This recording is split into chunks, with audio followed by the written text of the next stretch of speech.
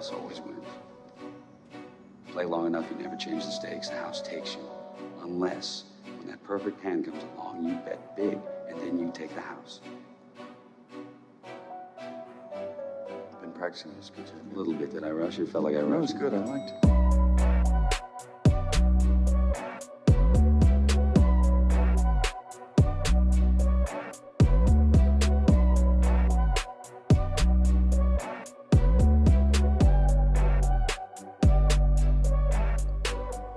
What's up, everybody, and welcome back to the Big Easy Bets podcast. I'm your host, Logan, and with me in the studio, Nick Von Brick. What up? With us on the ones and twos, Joseph Ascani. What it do? This is episode 161, arguably the biggest episode of the season so far. College football week 2, NFL week 1.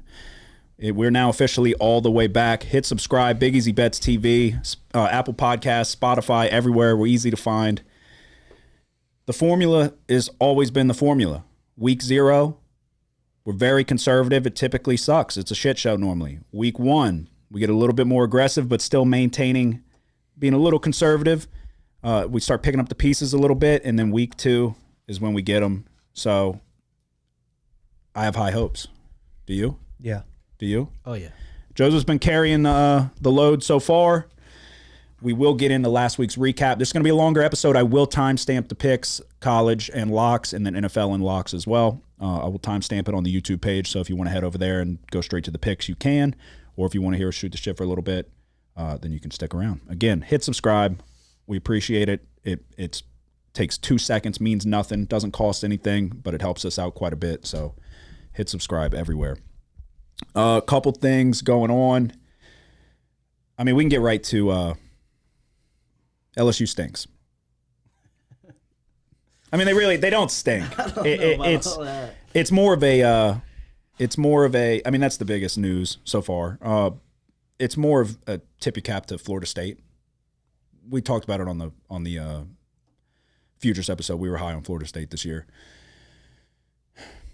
It's a tale of two halves, but I have one thing that was bugging me. Got motherfuckers messaging me and shit. I sent it to you. Yeah. Who? I'm not going to say names, okay. but I mean, he probably listens. Whether you're drinking or not, if I know you personally, don't tell me shit about shit when it comes to college football, because I fucking forgot more than you'll ever know. I know that sounds really cocky, but I made a tweet that your season is not decided in week 1, and somebody decided to tell me that essentially I don't know what I'm talking about with a bunch of crying, laughing faces, that this ends your season. It fucking doesn't. The season doesn't end in week 1. Take just last year, for example. If we go, which we had no chance, we lose to Florida State, but if we go into the SEC championship and beat Georgia, yeah, the committee's got a tough decision to make. Doesn't guarantee that we'll get in, but we lost week 1. So all I tweeted was, yeah, or you look at Oregon, who got fucking dismantled by Georgia. And before they lost to Washington, they were very much in the mix for the college football playoff. Yeah, exactly. And I tweeted, your season is not decided by the first week. And then I went on to say that the secondary's fucking trash, the way we use Harold Perkins was trash, etc. And motherfuckers feel the need to try to tell me that I don't know what I'm talking about, the season's over. And then I just say the same thing. And I say, you don't lose your season on the first game. They thought the season was and they go, yeah, you're right. But I said, I just repeated the exact same thing I said. And now you're telling me I was right after you just told me I was wrong. He said the season was over, whoever this is? Yeah. Oh, no. I get it, like the number 14. That's what we I'm saying. lost by 21, but the box score, was total yards was 460 to 494. First downs, we actually had 23. They had 22. Yeah. Mainly, they dominated time of possession, and we blew it on fourth downs. No, 100%. Yeah, you didn't execute in on the goal line. The drop passes, there was a couple drop passes that probably result in touchdowns. Could have been better balls on some, but still, you got to catch. But that's not even my point. I plan on getting into maybe a deeper LSU recap later on. But my point was, if you're gonna fucking tell me that I'm wrong about something, especially after I just had to watch them lose. I'm already aggravated that they lost. And then you're going to come tell me that I'm wrong. You better fucking make sure that I'm wrong, or else I'm going to hate you. Like, if you know me personally, don't fucking tweet Don't tweet me shit telling me that I'm wrong when I'm clearly not wrong. There's never been a season that's lost on the fucking first game. Ever. If we run the table, which is a tough task, he's like, well, I just don't think we're going to run the table. I never fucking said we were. I said if we do. If we run the table and win the SEC championship, we're in the fucking playoff. No doubt. So what are we talking about? So don't tell me I'm wrong on hypotheticals because you're mad that we lost to an ACC team. That's what he said. Yeah, a fucking great team that returned almost everybody and added probably one of the best receivers in the country. Yeah, they're going to be in the college football playoff. They're going to have a cakewalk now. Clemson sucks. Yeah. So, yeah, no, I'm like, dude, don't message me shit, please. Don't message me shit. There's people out there that fucking, the amount of college football we watch, if you know me personally, don't message me shit unless, because I really don't say controversial things. And I don't say things out of fucking left field. So, I don't know, dude. That shit had me aggravated. I hate when motherfuckers try to just say shit. I'm just going to fucking say things. I have no idea if what I'm saying makes sense, but I'm just going to say it. Don't. So, dude, I was aggravated. What else? Saints first games this week. I got high hopes again. Always do. I listened back to last year. I had high hopes last year, man. That was fucking crazy. Travis Kelce, no ligament damage, but hyperextended knee. Your number 1 overall pick in fantasy, or first round pick. Yeah, that's not good. No, that's not good. So we will. I mean, obviously, anyone who's listening, we always pick the Thursday game for NFL, or anyone who's new to listening. We always pick the Thursday game, so we will have action on that. But what else is going on? Anything? You said something about Cup. Oh, that's been going around, and I'm playing Alec this week, so I was more just kind of like, oh, dude, I was looking all over. I was like, no, where his did it hamstring. say that? Oh, I just 34 weeks. I'm like, what? That's huge. Alec drafted him in every single league he's in. No, I mean it's unlikely he plays this week. Yeah, week 1. And he said 3 to 4 weeks. I'm like, yeah, oh, I mean shit. I bet you it's a couple. Really? I bet you it's a couple. Yeah. I don't know the extent of it. Yeah, I mean neither do I, but I mean I'm pretty sure he's going to be out week 1. Okay, so you were. If just he's trying seeing to a fuck with specialist tomorrow for his hamstring, Yeah. motherfucker ain't playing this week. I'd be surprised. What else? Anything else going on? Not even necessarily in the sporting world. I really don't know. I've been deep in games. I've been looking at a lot of games. This is going to be a good week. I don't know about I'm anything. always disconnected. Yeah, that's Always. true. That's true. I don't know what the fuck's going on. All right, well then I guess we'll dive right into Let's get it. the first full recap from week 1 is in the books. It was a profitable week nonetheless. Let's start with the bad first, I guess, and then we will I want to check one line real quick. Sorry. We will I might have to add one. So yeah, we'll start with the bad, then we'll end it with the good. So we have some positivity heading into these picks. All right. I started my week off with a winner. Florida. That's bad. Bad news. Florida State was not anything good. Florida, Utah under 46.5. It was I actually gave this pick out early on Twitter because I knew that it was going to come down a little bit. Rising inevitably was out of the game. And Florida stinks. I said that right here. I said, we watched Graham Mertz. Graham Mertz sucks. He's bad. And overall, just Florida is not that great in general. Utah's defense did a good job of bottling up the run. I got a little nervous. They opened the game with a 70-yard touchdown. Utah did. And then there was just a couple funky things along the way. But I think there was only 35 points scored. So we were well on the right side there. Then I had, I'm all over the fucking place. I just said we're going negatives first. I went positives first. Hawaii +4, bad pick. Overreaction. I said I felt like I was falling into the mousetrap there. I did exactly that. Ohio State -29. This was one of the more frustrating games of the weekend for me. Ohio State wins 23-3 against Indiana. 3. I felt like the defense was going to be able to hold Indiana to very little, if any, points, and that's what they did. McCord for Ohio State's not very good. I was not impressed. Yeah. At all. I felt like the offensive line didn't look very good. I mean, hats off to Indiana's defense. They have some really good linebackers. The defense is faster than I thought. But regardless, if you only score 3 points, Ohio State should have covered that fucking game. McCord didn't play well. Marvin Harrison Jr. had 2 catches. The running backs are not really dynamic. I mean, they've been there for a while. We know Mayan Williams and what's the other one? Travion Henderson. They didn't look spectacular. They weren't really making anybody miss. I don't know who you want to blame that on, but I watched Penn State. Very similar instances where a linebacker gets into the backfield and I see Singleton make the guy miss and turn it into a 15-yard gain. So offensive line could block better, but at some point a running back's got to make somebody miss. And then my lock of the week. I'm sorry. I was very low on Colorado. It is no secret. I don't know what else to say other than I'm sorry. TCU stinks. I thought that TCU was going to bully Colorado in the trenches. They didn't. It was honestly the opposite. Colorado played about as perfect of a game as you could play.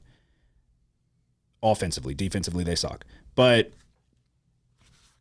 this was an all-time bad pick. 20-point favorite as your lock, and they lose to a team that I felt like would win 3 games or less this year. Mm-hmm. So, first off, Travis Hunter's the best player in America. Yeah. I mean, he's got to be, right? Uh-huh.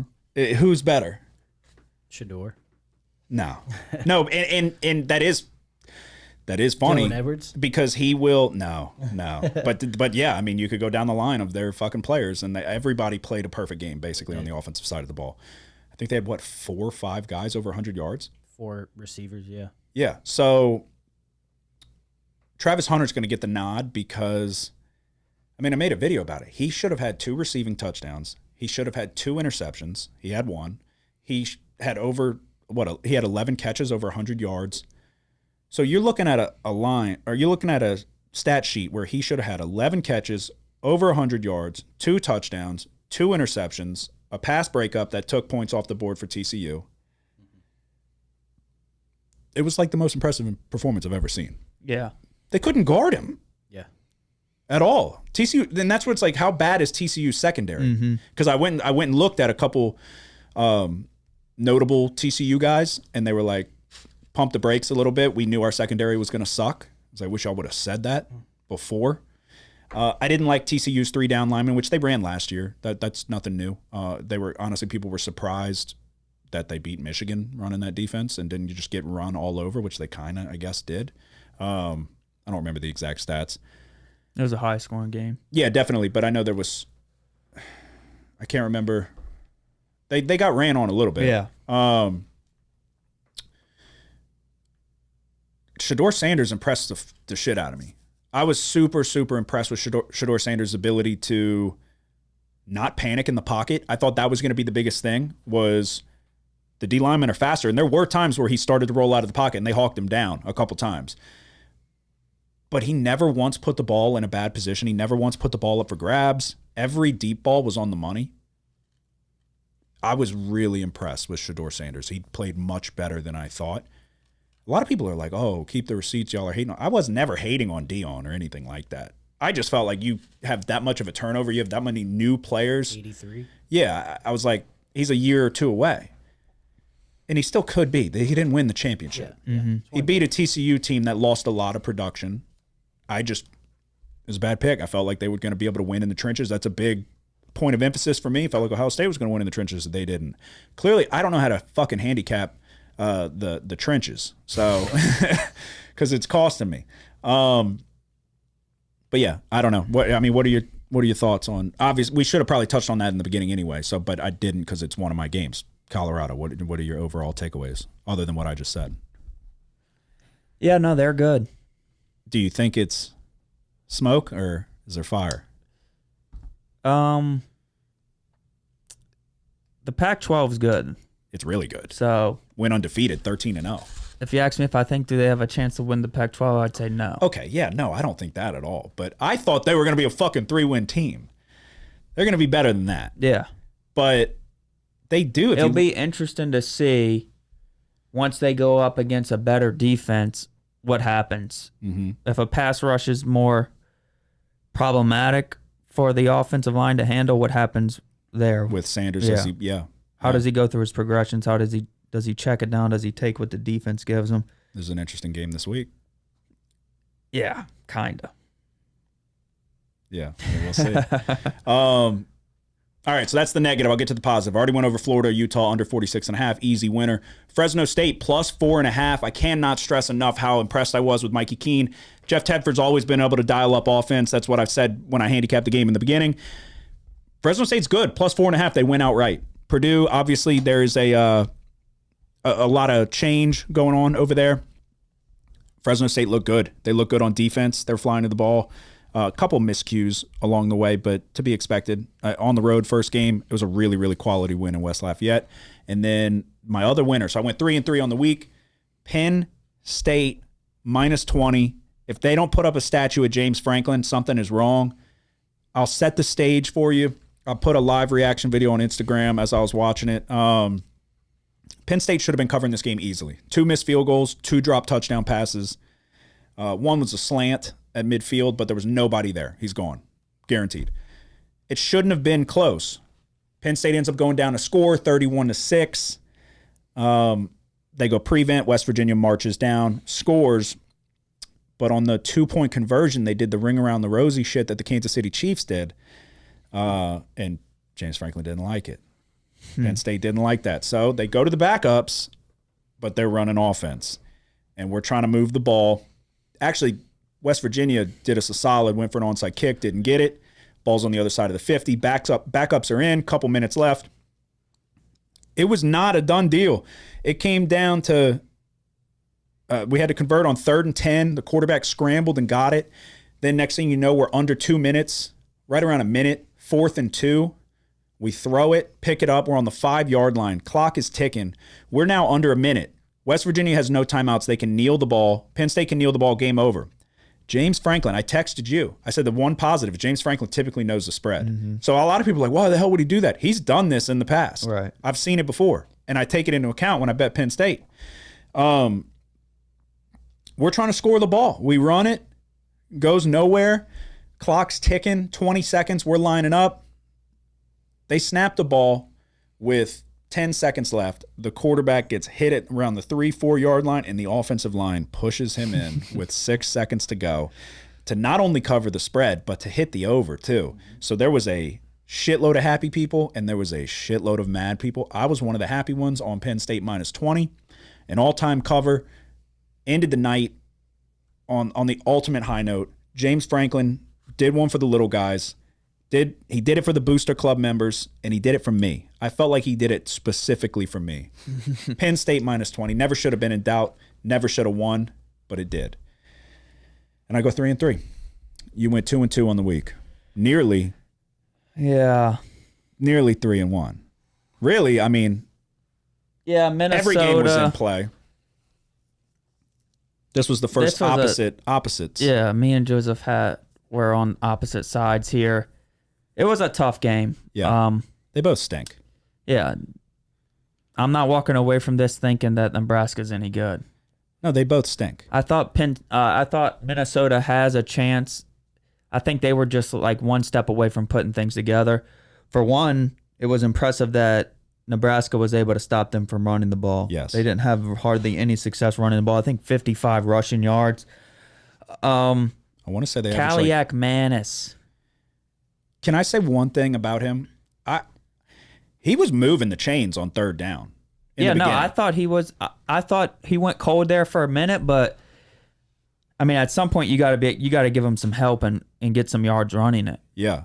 But I think he's improved from last year. I know we've only seen a little bit of a game, and a game that they only scored, I think, 13 points. Mm-hmm.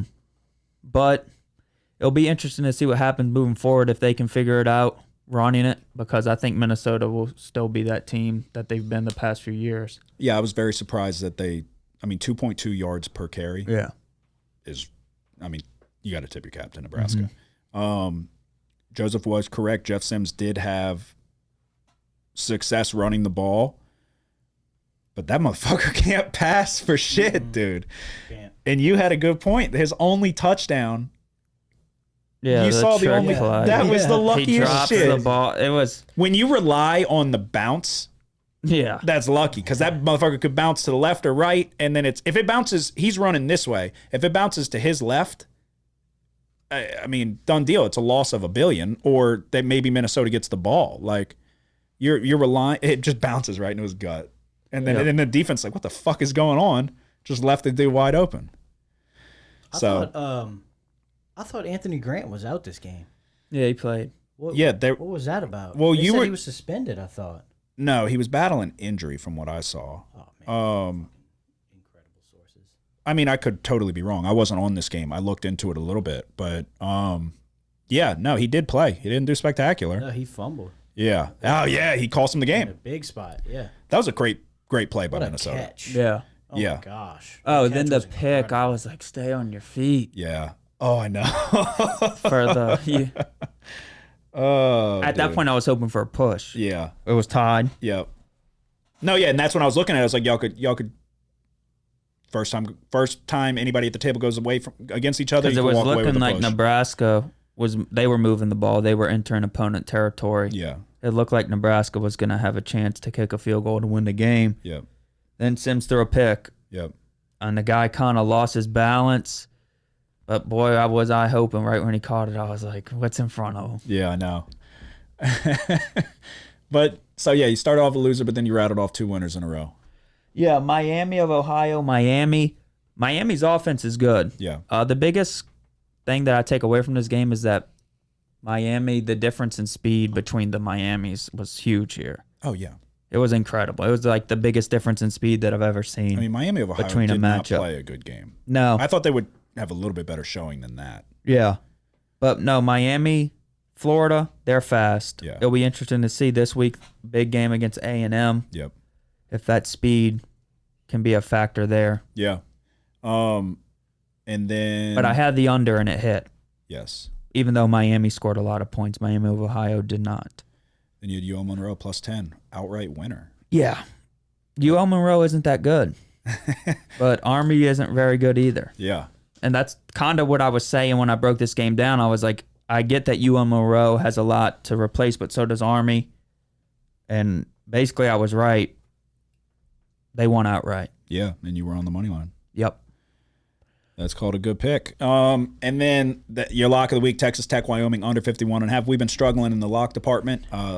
Good news is it can only go one way, and that's up. But you probably should have had this one. Yeah, 20-20 at the end of regulation. Yep. Tech misses 2 field goals. One goes off the upright earlier in the game. It's like when you have the under and they're missing field goals, you're like, yes, yes, yes, yes. When it's going to overtime and you realizing that they missed the field goals, Yeah. you're like, oh, shit. I wish one would have won. Yeah. So they ended up, I think it was 35-33 after 2 overtimes. Yeah, an incredible win by Wyoming to win Yeah. outright. That's unfortunate, though. They don't call it under time. But yeah, 2-2. So I go 3-3. You go 2-2. Joseph, you went 2-1. We just touched on Minnesota, Nebraska, so you're on the right side there. You had the Fresno Purdue over, correct? Yes. So we were both on that game. Different plays. We both cashed. It hit with 6 minutes in the third quarter, Yeah. something like that. Fresno can move the fucking ball. Mm-hmm. Hudson Card played better than I thought he would. Yeah. So that was a good call there. And then, I mean, Another bad lot. I'll let you touch on it if you want to. We already kind of did. Not really, but I mean, we kind of touched on it. I agree with you. I don't know what the hell we were doing with Harold Perkins. I just don't know. My analysis, which was short and sweet, was that I thought he would be a game wrecker here. I did not see that coming the way we used him. Yeah.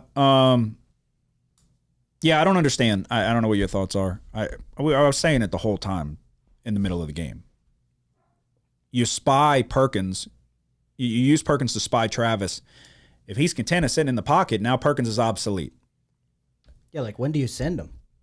Yeah, I think they said he had 28 coverage snaps. 7 times did he rush the passer. Right. So you turn the best pass rusher in the country into a coverage linebacker. Right. And then Brian Kelly said something in his press conference today that he's thinking of Harold's future as well as. So it's like, what are we talking about? What do you mean? We're thinking about helping his draft stock. Yeah, I don't know. I guess preparing him to play inside linebacker in the NFL is the only thing I could think. Prepare him fucking against Grambling. Yeah. Yeah. Let's go sack Jordan Travis because when we pressured him, he made a lot of I mean, you have questionable a lot decisions. of players like that. Micah Parsons is a player that can play both. Yeah. Yeah. They're moving. They moved But him more inside. Around, they move him around in Dallas. Yeah, they moved him. He was pretty much exclusively edge rusher his rookie season. Year 2, they moved him inside a little bit more, but he's still fucking rushing the passer because that's what he's the best at. Yeah. It's like Von Miller. Von Miller was almost exclusively rushing the passer.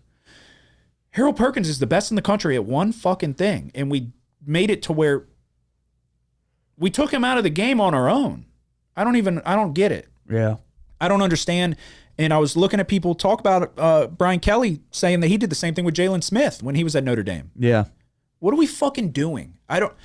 It doesn't make sense. Is it like this analysis paralysis type shit where like you're trying to do too much? What do you mean you're fucking worried about it? You're looking at his future. The fucking reason he'll go to the NFL is because he can rush the passer better than anybody in college. And then they'll fucking worry about his future. They'll put him where they want him to go. They pay people hundreds of millions of dollars to go sack the quarterback. I don't get it. I don't understand. I felt like you can't even give me a reasonable explanation for why they did that. Mm-hmm. I don't get it. It makes no sense. So to me, Yeah. And then like you touched on, what was it? 3 4th downs we got stopped. yeah. That as well. That wasn't Yeah, I mean, at the end of the day, Favorable. Florida State's good. Florida State's Yeah, good. they are. Jordan Travis is really good. He recovered. He was struggling in the beginning. He looked not good, putting the ball up in position where he shouldn't have. And then shit just got a lot easier for him. So they are superior at wide receiver. Yeah. They're superior at defensive back. They're Mekhi Wingo is a fucking stud. Yeah. That dude will never get enough credit from me. But they have guys on their defensive line too. And It just looked like if you look at it from last year, it just looks like Florida State got a lot better. yeah. We knew that was going to be the case, especially with getting Coleman, Yeah. who freaking It's like blew up. Yeah, 3 touchdowns. Like motherfuckers didn't even know he existed. And then LSU looked like the beginning of last year, the team that they were, where everybody was questioning everything. We couldn't run the ball. The only way we could run it is with Daniels. Yep. And then Daniels wasn't an aggressive passer either. So Yeah. But I felt like he was better this year than last. There was he moved the chains on a couple good throws, like out to the sideline. yeah, but nothing over the middle of the field, nothing Yeah. pushing the ball down the middle of the field where you can really hurt a defense. Yeah. It's like they're going to give you that. And then one of them, Neighbors, slipped, and it resulted in the pick that really that was That was the turning point. the turning point of the game. Yeah. I'm not like I was aggravated, but I wasn't really like that surprised, unfortunately. We were high on Florida State. Everybody was talking about Johnny Wilson. Johnny Wilson ain't that fucking good. He's just big. Keon Coleman's a stud. Yeah. I don't know why we didn't go for him. He was in the portal. Mm-hmm. And I think he's from Opelousas. Yeah, I'm not sure. I'm pretty sure he is. No, they got guys. They have one of the better running backs in the country. Jordan Travis. You said you would bet him to win the Heisman at good value. So they have guys. It's not like you want to talk about bad loss. Clemson's loss is fucking terrible. Oh, yeah. And I love Duke. I've been screaming Riley Leonard from the mountaintops for 2 years now. So that's a bad loss. Clemson stinks.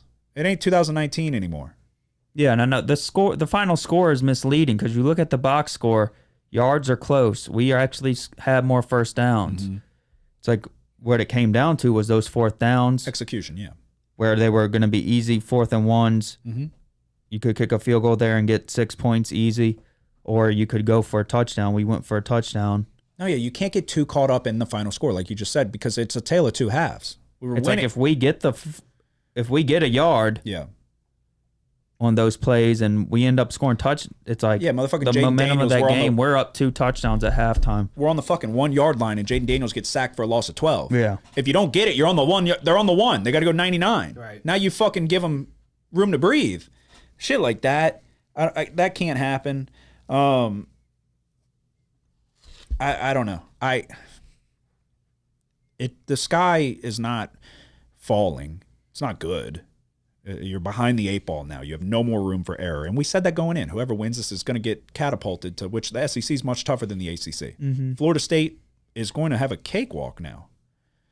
They're going to have a cakewalk. Do they play Notre Dame? I don't think. No, I don't think so. Clemson does, though. Yeah. Clemson stinks. I texted y'all. I wanted to see if Klubnik would take the next step. He didn't. He still stinks. The best player they have is Shipley. That's it. DJ Ogalele deserves an apology. Dabo stinks. They don't like each other. You saw when he was running off the field? No. He hit him with the backhanded. Dabo was like running over to give him a fucking Christian high five, and he hit him with the backhanded like whatever. I used to do that on the bench when I'd get subbed out in basketball because you're pissed. You hit him with the back of your hand because you're mad. He's doing that to the head coach. That's not good. That's not good. So Clemson stinks. I've been screaming Riley Leonard's praises for quite some time. So I said I'll follow Riley Leonard to the end of the earth. These motherfuckers with these pre-season press clippings about Clemson, that's why I didn't bet Duke. Yeah. Because I'm thinking Klubnik, I've seen flashes, and the defense and the defensive line, they hype it up every fucking year. Riley Leonard is a stud. I said last year he's one of the best quarterbacks in the country. He's better now. They've got guys. Calhoun tried to sabotage him. The only touchdown Clemson scored was because of the muff pump by Calhoun, and then he had drops after drops. But they've got guys at receiver. They've got good running backs. That dude Waters, that's not even their best running back. And then the defense is fast as shit. They got guys on the D line, and they got good DBs. Duke's going to be good. Duke's good. Yeah, they're at 21 now. They do have a much tougher schedule than this year. I mean, this year than last year. So, but we'll figure out quickly how much is it Duke's really good or how much is it Clemson's really bad. So, but that was impressive. That was an impressive end to the week. Riley Leonard's stock went up. Primetime game. People got put on notice. That run he had was sick. The dude's a fucking animal. What else? Anything that we need? Anything to touch on from week one? That's not me. Is that not you? Oh, it's the computer. Sorry. Oh my god! What other phones? We got a phone ringing. All right. Texas State upsets Baylor. Yeah. Wow. Texas State with T.J. Finley, Ponchatoula's own, upsets Dave Aranda and the Baylor Bears. Didn't see that coming. UNC throttles South Carolina, 9 sacks. Yep. South Carolina's offensive line is trash. Washington State looked dominant. Over, 400, 500 yards for Cam Ward. And then Washington looked dominant. Beat the dog shit out of Boise. Yeah. So glad I stayed away from that. And yeah, the Pac-12 goes undefeated. Big 12, horrible showing. So that's the key takeaways I had from week one. So all right, we will get into college football. College football week 2. Let me pull up the slate. Does anybody have Thursday? Murray State, Louisville. No. Let's say God bless you if you do. Thursdays are for the NFL, for the foreseeable future. Friday, anything? No, I was close. Nope. Which way were you leaning? Kansas? Yeah. I was thinking about it too. I always hate betting against Illinois. I do too for some reason. I'm never on the right side. Yeah. All right. So it doesn't look like, God, I love midweek college football, man. Or pre-weekend, but as of right now, yeah, I'm not going to have anything Friday. All right, we go to Saturday. I'll go first. I'm going Notre Dame versus NC State. The line's currently Notre Dame favored by 7.5. Over-under sits at 51.5. This is going to be the first real test for the Irish. On the road, Carter Finley Stadium, a dominant win against a subpar-looking Navy team, and then Tennessee State, which is a cakewalk. But they covered, 50? It was something crazy. So to cover, NC State looked underwhelming against UConn. Virginia transfer Brennan Armstrong. We know him well. I've never been a fan. Some people kind of like him. I don't think he's very good. Little kind of dual threat, I guess. They have nobody at receiver. Nobody. Brennan Armstrong was 17 of 26, 155 yards passing, but he did have 19 carries for 96 yards and 2 touchdowns. Again, they're playing UConn. UConn covered. This is an NC State team known for having a quality defense. They do have high hopes. The that stability at quarterback can be the difference this year. They had multiple. I think they had 4 different starters last year. They lost Leary to Kentucky. They were rolling in a bunch of different guys. I specifically remember the Syracuse game where it was a revolving door. Last year, their defense was great. 15th ranked scoring defense, 13th ranked rushing defense. They were the number 1 ACC scoring defense, but they lost 5 of their top 6 tacklers. They only returning 4 starters. One is Peyton Wilson, who's their star linebacker, and they are returning their best cover corner. I am going to take a stab at the under 51.5 here. NC State does lose a lot of production on defense. I am worried about that. Dave Dorn knows how to scheme defense, and they know Sam Hartman well at Wake Forest. Last year, they beat him 30-21. They picked him off 3 times. I need to see Notre Dame against – I'm not taking NC State to cover. I think Notre Dame's defense is good. I don't think that Brennan Armstrong's going to be able to exploit the holes in Notre Dame's secondary, but I need to see this Notre Dame team up against a quality opponent compared to Navy or Tennessee State. I think Notre Dame will establish the run. Estime's a bruising back. I'm taking the under 51.5 here, and we'll see. We'll see what happens. First test for Notre Dame. Are you on this? No, but I would consider like an NC State team total under bet, but I don't know if those are out yet. Yeah, I don't know. I'm not sure. Are you on this game? Yes. You are? Because I don't like Armstrong either. Yeah. Yeah, that's in large part why. And I don't think that – I do like Dave Dorn, and NC State does typically have a good defense. They did lose a shit ton of production, but they know Hartman well. So I'm hoping just don't let them blow you out of the water. It's mainly predicated on I don't see NC State finding the end zone very often. They don't have anybody at receiver. Yeah. So which side are you on this one, Joseph? Pretty much the same analysis as you. I'm on Notre Dame because of that reason. I don't see this. You know, we haven't seen, like you said, Notre Dame with a real test. No real defense for them to try to push the ball on. And like you said, they lost some guys on NC State's side, so I still think they'll be able to move the ball enough. But you know, Armstrong, he had a good day on the ground with those 2 touchdowns. But I think I like number 8 Maris Lufau to make some plays, and I think he can contain him enough to where they won't score to keep this a touchdown game. And so yeah, I think they lock him up a little bit and create havoc with him. I don't really. I mean, is it the defense making this a 7-point spread? Yeah, NC State being at home. Yeah. The home line, I get that. This is what we were talking about. Carter Finley's going to be going crazy. I felt like it should be more than 7. I still have the Irish winning by 2 touchdowns here. They very well may. And I think a lot of it's what he said and what you said, that we haven't seen Notre Dame against anybody formidable yet. Mm-hmm. That might play in it too. And you got to take into account. And I think Notre Dame's good, and I would certainly lean Notre Dame in the game, but 7 and a hook scared me away. Yeah. So if it was 7, 6.5, 7, I got you it. have my attention. They do know Sam Hartman. So, yeah, I got it at -7. oh, you did? Yeah, yesterday. We These got- lines have you been might moving. be able to find a 7. I don't know. The lines have been moving this week. No, there is a 7 on FanDuel. Yeah. You're lucky because we said we got to go same day. Yeah. Yeah, so there is a 7. I'm just sticking with the under. I gotta see Notre Dame do it. What was that total at, you said? 51.5. Okay. And I mean, when you got your best linebacker, the dude's good. Peyton Wilson's a quality linebacker, and then the best cover corner, you're checking some essential boxes there. Mm-hmm. So yeah, we'll see what happens. What's your first play? UConn at Georgia State. Okay. Georgia State's 3-point favorites. This line opened up at 5 in favor of Georgia State. Yep. Had some movement. It's now 3 against Rhode Island. Georgia State gave up 520 yards against Rhode Island, 408 passing yards. Lost a time of possession battle, 36-24 against Rhode Island. I know UConn, they didn't look sharp against NC State, and I don't know if anyone really expected them to. NC State's, like we said, a team that's known for defense. I think UConn here is a live dog.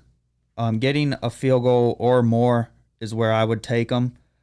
So I'm going to go UConn here, +3. Okay. Yeah, I don't hate it. UConn didn't look bad.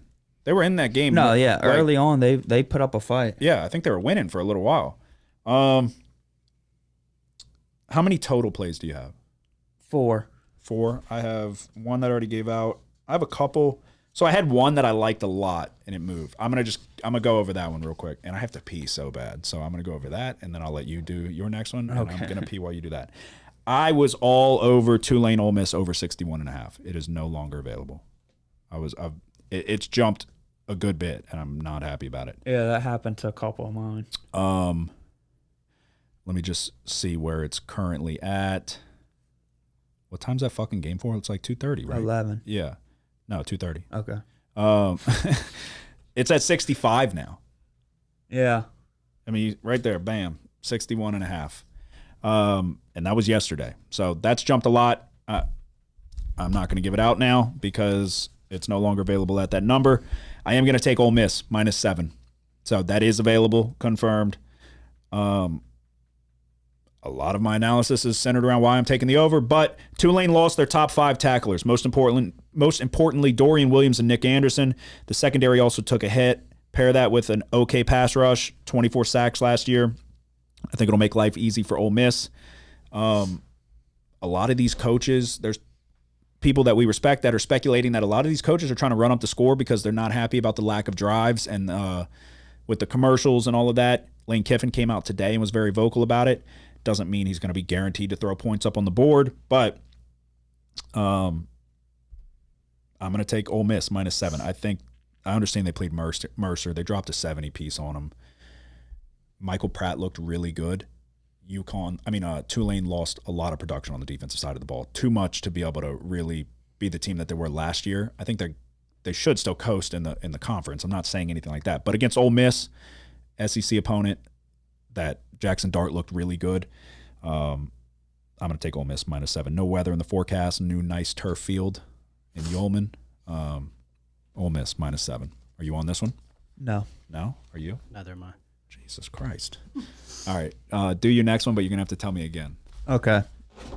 The next game I'm looking at is another 6 o'clock game. Houston -10 going on the road to play Rice. Rice is also in Houston, Texas, so going down the road rather than on the road.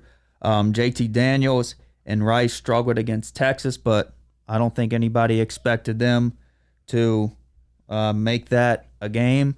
Houston got a quality win over UTSA, but they were outgained 417 to 334, and they gave up 208 rushing yards, 5.9 per carry. Rice, they struggled to run the ball at all against Texas. I think they had like under 30 yards rushing. Yeah. But going against Houston, I expect them to probably have a little bit more success. 10 points seems like a little too many here. I think if the running game does a little bit better, I think JT Daniels and Rice puts up a fight here. So I'm going Rice +10 at home. Yeah. No real home field advantage in that one either. Yeah, no. They're right down the road from each other. So, do you want to give that out again, or you want me to go? I went Houston -10 against Rice. I went Rice +10. You went Houston Rice +10? Yeah, at home. Okay. All right, what's your next one, Joseph? I got one more in my lock, so I'll go over my one more. I am looking at the biggest game of this weekend, Texas and Alabama. I'm looking at the over 54.5. Even in a tough environment here in Bryant-Denny, I still like Texas to be able to put up points in this game. I think Sarkisian will have his guys ready to roll and motivated after a tough loss in this game last year. I love Ewers. We know that. And I love this dangerous receiving corps led by Xavier Worthy and Adonai Mitchell. Especially, I don't know what their status is right now, but I know that 2 starters in Alabama's secondary, Jalen Key and Malachi Moore, got hurt. Even with the possibility of them not playing, I like that. I think Texas will need to establish the run early to open up the passing game for Ewers, but I still believe in Ewers' talent, just raw arm talent. I think they can move the ball down the field and put up points. And then obviously on the other side, we know Alabama can as well. Milroe can do it with both of his legs and in the air. He went for 48 rushing yards and 2 touchdowns last week on the ground. I know, take it with a grain of salt with the level of opponent they were playing. Same with Texas. But I like both of these offenses. Texas came out slow last week against Rice in the first half, only putting up 16 points. But they did on back-to-back-to-back drives coming out in the second half, put up 3 straight touchdowns. I think they started to figure it out. And I think they continue that this week against in a tough environment against Alabama. So you're taking who? The over. Okay. 54.5. Are you on this? No. I want to be on it, but I don't currently have a side on it. Obviously, it's going to be the best game of the week, more than likely, at least the best matchup. I don't like Milroe.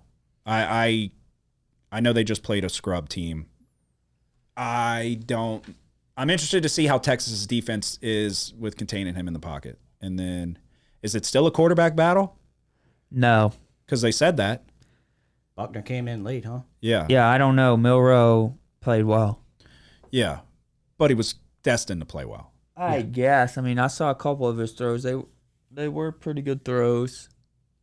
Yeah. I don't know. I can't do it. It's why I'm Where would not you lean? betting. Yeah. It's because how well I think he played. Okay. So I would basically, under a touchdown, I would go Alabama. Yeah. Over a touchdown, I would go Texas. I think- Right now, I think you can get either or. yeah, there's nothing minus 110 though. Yeah. Minus 115, minus one and a plus 1 and plus 7.5. I think if you wait though, you might be able to find this where all the books kind of come to a consistency at 7.5. I don't think it's going to go back down. Okay. One that this was my plan, since Ole Miss and Tulane, since that number jumped up so much, I am going to take Texas A&M and Miami over 50.5. Wegman looked good. I don't know if A&M all of a sudden has a defense now. I understand. Take with a grain of salt with who they're playing. Same with Miami. I was impressed. 5 touchdowns, obviously. I'm going to go over 50.5. Are you on this? No. Okay. How many more do you have total? I have one more than my lock. I have 2 more than my lock. I have 1. You Just have my one. lock. Okay. I'll do one then. I'll do another one since I have 2 more. I'm gonna take Nebraska plus 3.5. I feel like I got to get my lick back.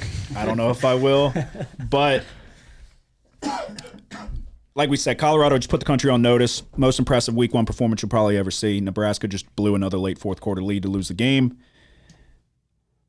Give me the Cornhuskers plus 3.5. I think this is, how much of it is an overreaction?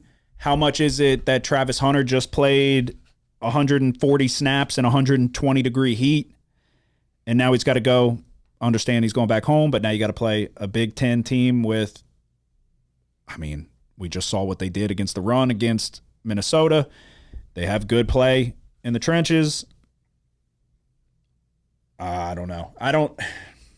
This might be my Hawaii, looking back on it like that was stupid. This could be stupid, but I am going to take Nebraska plus 3.5. I don't know. That's what I'm going with. You wouldn't do it? No. No. I just wasn't impressed with them. No, they stink. They stink. But It would take you do get tape. They got tape on heroic effort from their defense. I didn't think the defense played bad, though. No, it didn't. It played all. well. So, and that's what I think, it's a much better defense and secondary than TCU's. Yeah. So it's kind of like I got to see it again. I got to see him do it again. This line's moved so much. That's what I'm saying. Is it the biggest overreaction ever? Yeah, it could be. It smells fishy. It's like, obviously, I just got shit canned by Colorado last week. I saw it firsthand. I started rooting for them. I was like, it felt inevitable that they were going to win. But you were more opposite than me. I didn't think Travis Hunter's going to be able to keep up that play. I get it's only week 2. He's going to be able to do it again this week. But throughout the longevity of the season, I don't know that you can play him like that. You felt a little more the opposite. But that's a lot of fucking snaps. And, I mean, they said on the field, it was 120 degrees. Like with that turf heating up and shit. That's fucking a lot, dude. That's a lot. So When's the last time we've seen a guy play both sides of the ball like that in college? I couldn't tell you. Yeah. Right. Not That's certainly incredible. never at that level. Yeah. It was incredibly impressive. But one thing, do not forget it. Colorado's defense sucks. Oh yeah. They were getting fucking they Yeah, no. if TCU would have just stuck with the run, they went away from the run for some reason, and then they throw the pick in the end zone. They were gashing them in the run game. So like he said, if Jeff Sims is going to be able to run the ball like he was, he should have a field day. Feed Grant, let them control the time of possession, control the clock, get them frustrated a little bit. All it takes is for them to have a long drive that results in a touchdown, because this is a porous Colorado defense. Make no mistake. And they're not really going to throw the ball very much, so you're going to take Travis Hunter's best ability out of play on the defensive side of the ball. Control time of possession, put together a 10-play drive where you're shoving it down their fucking throat, and then get after Shedeur Sanders a little bit and frustrate him, and then let's see what happens. So I just want to see it again, and I feel like I got to get my lick back. So plus 3.5 for Nebraska. And then I'll let you go. My next one's another dumb one. Well, two of mine kind of seem dumb in here. UCF -3 at Boise State. UCF put up 723 yards of offense, 389 rushing yards, 8.5 yards per rush. And they're definitely not going to do that to Boise State. You're taking the Blue Broncos? Boise is another team that had a tough matchup week 1 against Washington, like Rice did against Texas. Taylor Green was never going to be able to keep up with Penix and Washington's offense. Boise did average 5 yards per rush. I like Boise here at home getting 3.5 after they got the shit kicked out of them. Rice got the shit kicked out of them. It's a kind of a theme I'm going with here, so I'm taking Boise State at home plus 3.5 against UCF. Oh. So am I. And we're back. Oh, man. I told y'all this was going to be a good week. I wrote down, this has overreaction written all over it. Boise had to play a juggernaut in Washington, which is not a good matchup for them. Washington puts points up on the board really fast. Boise wants to kind of rely on the run game. Holani did get hurt. I couldn't really find an updated status on him, but regardless, Genty's good. They have guys that can run. Taylor Green's best ability is his legs. When you get down big and you're in a hold like that, he no longer gets to use his legs, and you got to try to match him point for point. Can't do it. So they got blown out of the water. I want to see him lean on the run here a little bit more. UCF, don't buy it. I don't buy it. They got to go out west. I'm going back to Smurf turf. Give me Boise. Public's all over UCF. Overreaction. Yeah. Boise plus 3.5. You said yourself, you think week 2 is where we capitalize on the overreactions. This is one of them. But yeah, no, I could barely contain myself when you said, I was just praying you weren't taking UCF. So you're taking Boise? Yeah. So all I have left is my lock. You as well? Yeah. All right. You're going to love my lock. All right, here we go. Best bets of the week. It's a lock, Kramer. You've had this thing under control for almost 3 years now. But it's a lock. They need that fucking juice. They need that next bet. They need. Come on. Yes! When they win, they go fucking crazy. You're a bad motherfucker. Go in that shower, grab your fucking nuts, and tell the world somebody's sniffing my fucking nutsack today. 'Cause I ain't got time to fuck around no more. I'm going Rice plus 10. It's a match made in heaven, dude. I heard it from the bathroom. JT Daniels is now on his 3rd team with the Rice Owls. He struggled in his debut against Texas, but that was to be expected. Texas knows him well. They went to the backups. Daniels was now all of a sudden able to put together a drive. 14 plays, 62 yards, and a touchdown at the end of the game. Texas's backups are going to be Houston starters. So the box score may not show it, but I feel like Rice didn't do as bad as expected defensively. Kind of had Texas a little off center. Texas had 7 drives in the first half. 1 touchdown, 3 field goals, 2 turnovers on downs, and 1 punt. Life's going to be much easier at home against Houston. I don't like fucking Dana Holgerson. Not a fan. I don't think they should be near a double-digit favorite, or a double-digit favorite, sorry. My lock of the week, Rice plus 10. JT Daniels is going to bring us home just like he did last year. That's meant to be. All right. I'm looking at Oklahoma State minus 3.5 going on the road to play Arizona State. Neither of these teams covered against FCS teams last week. Oklahoma State was 25.5-point favorites against Central Arkansas. They won 27-13. Arizona State, on the other hand, was 34-point favorites against Southern Utah and escaped a close one, 24-21. It's clear that neither one of these teams are very good. I think Arizona State is really bad.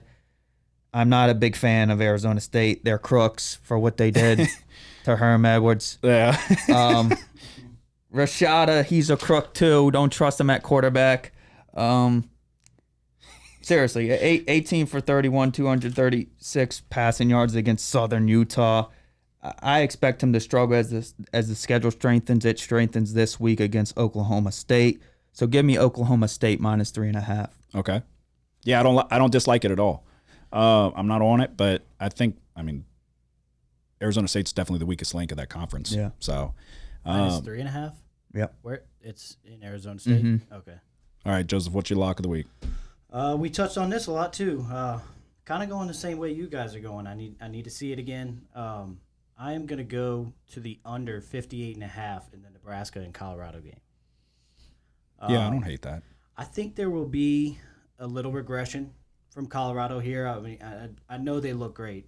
Everybody on that offense looked great, but I think there's going to be a little bit of regression here for Colorado, facing a pretty solid Nebraska defense from what we saw against Minnesota. They held them to only 240 yards of total offense. Like we touched on all this already, they did a great job stuffing the run and holding up in the secondary as well. I think cornerbacks Omar Brown and Malcolm Hartzog can lead the way in the secondary again and slow down these Colorado receivers who we saw are very good. On the other side of the ball, we saw TCU put up 38 points against, like we talked about, this porous Colorado defense. I think Nebraska can move the ball with Sims, but I think it's going to be a more slower, methodical way of doing so. Nebraska wants to run the ball. They carried the ball 37 times against Minnesota as opposed to only throwing it 19 times, and 3 of those were obviously picks. So I see them trying to come out and establish the run again and slowing this game down enough to keep it under 59 points. Yeah, the only thing that worries me there is how fucking terrible Colorado's defense is. But yeah.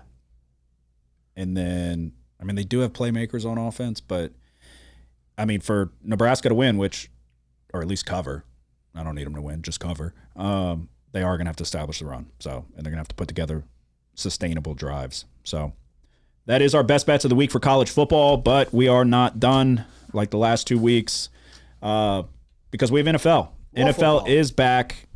Like I said before, Thursday we play. I mean, we have a play for every Thursday game no matter what. It's something we've always done on the podcast. We've been notoriously very profitable betting the Thursday night game.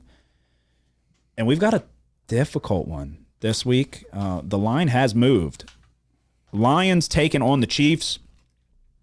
Kansas City's 5-point favorites after the news that Travis Kelce is going to miss some time with certainty. So they were 7-point favorites. It is now down to 5. What do you think?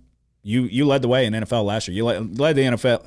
You led the way in both sides of the fence, but you were very profitable for. I mean, you might have slowed down there towards the end, but for a good 8-9 week portion, I think you were at worst 2-1 every week. Yeah. Actually, before you say it, are you sticking to your 3-play conservative? Yeah. Jesus. Detroit was 5th in the league in points per game last year, 4th in yards per game. Young players last year taking the next step. Add Jahmyr Gibbs to the equation. I think Kelsey's worth more than 1.5. Do y'all? Yeah. I think Kelsey. I bet it at plus 6.5 before the news broke. I would still feel comfortable, or I would feel more comfortable knowing that he was out and taking Lions plus 5. Okay, so the way I look at it, Kelsey is sense. Without question the best tight end in football. Kelsey is without question the most important piece to this outside of Mahomes. Skill position-wise, the most important piece to Kansas City's offense. We saw it because Tyreek Hill left town and they were still just as good. You take Kelsey out, it's a much different ballgame. Yeah. Noah Gray's a good tight end. We wanted him to score a touchdown in the Super Bowl. He didn't. But Kelsey's elite. He's such a step above every other tight end in the league that I think, and this is going to completely go against my bet, I think it's going to make life much more difficult for the Chiefs. So I would agree. I would think he's more than 1.5. Yeah, I liked Lions plus 6.5 with Kelsey playing. I like Lions +5 without him playing. Okay. I'm going to take the over 53. Kind of dumb when you just hear what we just said 30 seconds ago, I guess, because I do think it will make life more difficult for the Chiefs. But I do think the Lions without Chris Jones is not going to be on the defensive line for the Chiefs. It doesn't appear. He's in a contract dispute. He's holding out. So far, there's been no contact as far as I've seen. Doesn't appear like he's going to play in a game that is 2 days away. So I am going to take the over 53. The Lions have weapons. I'm high on Jahmyr Gibbs. Ask my fantasy team. You just touched on it. You're on the Lions because they were very good offensively last year. Jared Goff played much better than he has in years past. Even with Kelsey out, I think the Chiefs are still going to be able to put some points on the board. I don't think they're going to get shut out by any stretch of the imagination. I do still think for the Lions to win this game, they're going to have to score a decent bit. So I'm going over 53. Chiefs at home, defending Super Bowl champs, but it is deflating when your best skill position player on the offensive side of the ball is out. Mm-hmm. So, Joseph, what are you taking? That's my lot. Okay. That is ballsy as can be. Thursday? What does it matter? It's the first game for everybody. It is. Doesn't matter what day it is. But Thursday. What? Those Thursday games were brutal last year. Yeah. The Thursday games were duds.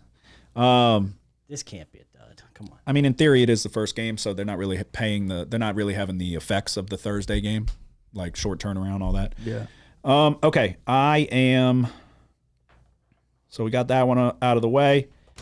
I'm going to take the Chicago Bears -1 at home. No weather in the forecast. We've talked about this. We have somebody that listens to this show who's a big Bears fan, lives in Chicago. He messaged us saying he feels like everybody's kind of sleeping on the Bears too. You're high on the Bears. You're high on Fields. Yeah. Packers, new quarterback, Jordan Love. I'm going to take the Bears. -1 on the home field. No weather in the forecast. What are your thoughts? You on it? No. No? So you're not high on the Bears or Justin Fields. I should be on it, I guess. Theoretically. I mean, you got them winning the damn division. They're going to lose a division game week 1. It's 1-point spread. Probably tie. I'll take it. Wait, no, I won't take it. Yeah, I'm thinking push. I'm thinking push. I'll take anything that's not a loser. All right, yeah, I'm going Bears -1. Started off with an afternoon game. What's your first play on Sunday? Cincinnati favored by 2.5 on the road against Cleveland. Signs point towards Burrow playing. Is that what y'all are seeing? Yeah. Yes. But I like Cleveland here. I think Watson complements the Browns' strong running game much better in year 2. So give me the Browns +2.5 at home. Yeah. Jesus Christ. Don't bet against the Bengals. Is that what that? I don't know. We'll see. All right. What's your Sunday game? How many total do you have? 2 and then my lot. So 3 total. 3 total. You said, damn, look at y'all, dude. I'll lead the way, man. I got bullets in the chamber, so nothing crazy. Nothing crazy, but I got 5 plays. I'm going Chargers Dolphins over 51. So I'm interested to see how the Dolphins offense is going to do without really any viable running back. But they do have Tyreek Hill, Jalen Waddle, a healthy Tua. He'll be concussed next week, but we can get a couple points on the board. Justin Herbert's now the highest paid quarterback in football. He's going to need to put some points on the board. It is week 1. Take it all with a grain of salt, but we're going over on multiple games this week. So over 51. The highest totals, too. We're going over on them. So damn. Points. I do love the Chargers defense. Don't get me wrong. They got guys over there, but I think the Dolphins can put some points on the board. The Chargers certainly can as well. So over 51. How many? You got just your lock left? Oh, y'all both do then, right? No, or you have one more than your lock? Okay. And then my lot. All right. You want me to give one? Yeah, quick? yeah. So I'll just give real quick that same game. I'm on the Chargers -3. I was on the over. I don't know. Like you just said, I really like that Chargers defense. I like Bosa being back. They got J.C. Jackson, Asante Samuel Jr., and Derwin James leading the way in the back. I mean, in the secondary, if anybody can keep up with those 2 receivers, I think them 3 can. And the front 7 is stout as well, not only with Bosa, Eric Kendricks, Kenneth Murray, and Khalil Mack. I think they can put some pressure on Tua, and I think they win this game by by more than 3. Okay. I am wiping one off the board, actually. So I have just my lock left. Do you want to take a guess what it was? No. You can take a shot in the dark. No, it's not his pick. If that's what you're thinking. No. What game did you just say? You said Chargers and Same Dolphins. one. Oh, that's fucked up. That is not what I meant. I was on the over. That's what I was on. No. all week. Yeah. I just see how couldn't that take it because sounded, of and I see why you're laughing now. That would have been fucked up. No, I was looking at the Broncos. I'm not falling for that trap again. It just hit me in my head. Last year. Yeah. But I also was looking. I struggled with taking that one too. The Bears as well. That was what I took in the. I totally see how that was like. He just gave his analysis on Chargers Dolphins. I said, "Fuck that! I'm out of here." That is not what I meant. Yeah, I mean, am I crazy for thinking the Broncos could cover the spread? I don't know. I took the Broncos in that Survivor shit. Oh, you're doing that? Who are you doing that No, with? I did it last year. Oh, I think we both retired from lost it. week 1. Yeah, no, no Jerry Jeudy worries me. But I mean the Raiders with Garoppolo, don't buy it. I'm not going to take them. I was very strongly considerate, not going to do it. Not falling for this trap again. Week 1, no way. Not. I understand Sean Payton's there. I'm not getting Nathaniel Hacketed again. So all I have left is my lock. I just got one more. Go ahead. Titans and Saints. Call me a homer, but I'm taking the Saints -3. I think the home field advantage plays a factor here. The city has a lot more optimism than they did last year with Derek Carr in town, and this is going to make it a tough environment for Tennessee. We know what they want to do. They want to establish the run with Derrick Henry. We haven't seen him yet, but we will need Nathan Shepard and Kalen Saunders to fit in with this front seven to make that happen. But I also don't see the Titans being able to stop us. Our offense looked good, and I know it's preseason. Always take that with a grain of salt, but I like Carr. I like our talent surrounding him. I like the addition of Jamal Williams with Kamara being out. And so I'm going to take the Saints, -3. Okay, my worries there. What is Kendra Miller playing? I'm not sure. We just had this fucking talk. Remember what I said? Who's going to run the ball? Yeah. Kamara and Kendra Miller out. We're leaning on Jamal. I don't like that. Boy, Merritt. Yeah, I don't. If Miller's playing, that gives you. I feel much better if he's playing. Yes, I think he's very good. I think he's going to be good. I said it when we drafted him. I mean, he can. I don't know if he's not in and it's just Jamal Williams. It makes us much more one-dimensional, and that worries me. I want us to beat him by 100. Don't get me wrong, but Understandable. the total's at 41. Yeah. Yeah, I don't know. All I have left is my lock. So, same with everybody. Yeah. Yep. Alrighty. It's a lock, Kramer. You've had this thing under control for almost 3 years now. But it's a lock. They need that fucking juice. They need that next bet. They need. Come on. Yes! When they win, they go fucking crazy. All right, for my lock of the week in the NFL, I am going with the Browns +2.5. Yeah, no, this screams Browns. I figured it out a little bit along the way. I'm not going to hit them for fucking everything, but there are some lines that you just fall. I've gotten much better at figuring out the rat lines, I feel. This is a Browns game. This is a Deshaun Watson, full off season, back with the team. Lean on the run. Burrow coming back from injury. I'm not buying into the Bengals hype week 1. With a banged up Joe Burrow, I'm taking the Cleveland Browns +2.5. I would love a 3. I'm gonna see if I can get a 3, but yeah, give me the Browns. My lock of the week. Where are you going? San Francisco -2.5 going on the road to play the Pittsburgh Steelers. San Francisco had the #1 defense in terms of scoring last year. I know a lot of people are high on Kenny Pickett, but I am not one of them. 8 down. Especially against the 49ers defense. But listen closely. Pittsburgh also had the 10th best defense in terms of scoring last year. Oh. Going with the under 41 here. Wow, a little curveball again. That's like your new shtick this year. You lead us one way and then bam. Back No the one's other. going to bet it because it's 41. No George Kittle. Yeah, no. People are scared to bet under 41. Yeah. Not me. I feel like that's not that low in the NFL. That's low. That's pretty low. I see a lot of them around 45. And Well, it's week 1. But yeah, no, I mean, that's pretty low. If you get in the, there's at least a couple in the 30s, I think. Two. But Yeah, When they're in the 30s, that's super low. Yeah, you got a 38 with the Cardinals and the Commanders, and then you've got a 39.5 with the Panthers and the Falcons. So, I mean, there you go. All right, Joseph, what's your lock of the week? Oh, Nick, I hate to keep going against you, man. I hate to, but I got to take the Chiefs, -5. Super Bowl champs, back in Arrowhead, start the season off. It's going to be electric in there. I like the Lions, just as the rest of America does. I get it. They got a lot of talent offensively. I don't see him being able to stop the defended Super Bowl champions here at all. I think Mahomes will get what he wants, even without Kelsey. He'll show everybody's like, oh, he doesn't have Kelsey. Oh, we don't know what Mahomes is going to do. No, he's the best quarterback in the league for a reason, and I think he'll show that here Thursday night. We shall see. The Lions are no slouch on the defensive line, too. So And they got the Chauncey Gardner-Johnson. he's hurt, right? Oh, is he? I believe. Let me see. Shit. Let me change. If they get I to know he Mahomes- was. If they get to Mahomes, he'll just throw behind his back or whatever. It doesn't matter. It doesn't matter who's coming after him. I know he did get hurt. Yeah, I don't know. We'll have to see.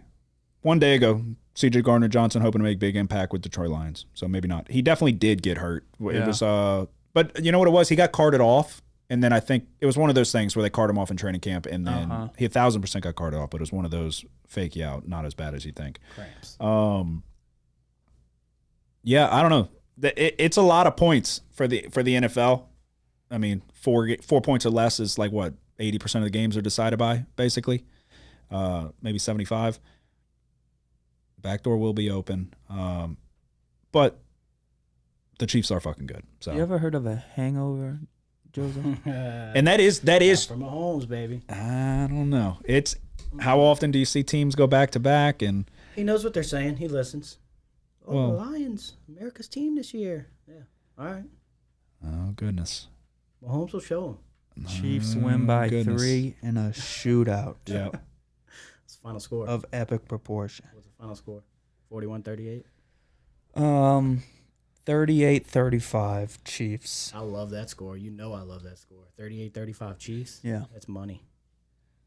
That's $3,200 right there. All right, so there you go. That is our best bets of the week for the NFL, which we didn't do a college recap, but who cares? Or do we just recap them? Yeah, all? we'll recap them all. All right. All right, so I'll do college first. I am on Notre Dame, NC State under 51.5. I am on Ole Miss -7, Texas A&M and Miami over 50.5. Did I say A&M Ole Miss? Because I had that written down, so I might have fucked that up. It is A&M and Miami, obviously. I threw it in on my sheet. Let me restart. Notre Dame, NC State under 51.5. Ole Miss -7. A&M Miami over 50.5. Boise State +3.5. Nebraska +3.5. I'm getting back what's mine. And my lock of the week, Rice, the Owls, baby, +10. I have UConn +3, Rice +10, Boise State +3.5. And for my lock of the week, we're going Oklahoma State -3.5. I am on Notre Dame -7. I'm on the Texas and Alabama game over 54.5. And for my lock of the week, Nebraska and Colorado under 58.5. All right, NFL. Thursday night, Lions Chiefs. I'm going over 53. No Chris Jones. That's going to be a problem. Bears -1. Chargers Dolphins over 51. And then my lock of the week with a 30% chance of rain. I forgot to mention. Lean on the run. Nick Chubb. Browns +2.5. Lock of the week. Lions +5, Browns +2.5. And for my lock of the week, San Francisco, Pittsburgh under 41. On Titans and Saints, I'm going Saints -3. Dolphins Chargers, I'm taking the Chargers as -3 as well. And for my lock of the week on Thursday night, I'm taking the Chiefs -5. Okay, there you go. That is our best bets, college and NFL. You got anything to say before we go? Adios. Amigos. I told y'all the formula has always been there. Week 0, very slow conservative start. We get shit canned. Week 1, we get our eyeballs on the teams, a little more aggressive, but still conservative. We do a little bit better.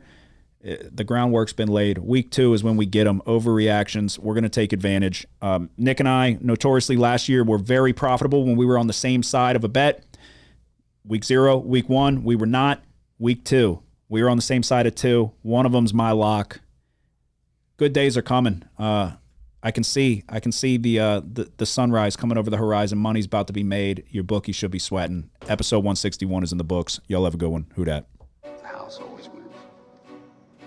Play long enough, you never change the stakes. The house takes you. Unless, when that perfect hand comes along, you bet big, and then you take the house. Been practicing this a little bit. Did I rush it? Felt like I rushed. That was good. I liked it.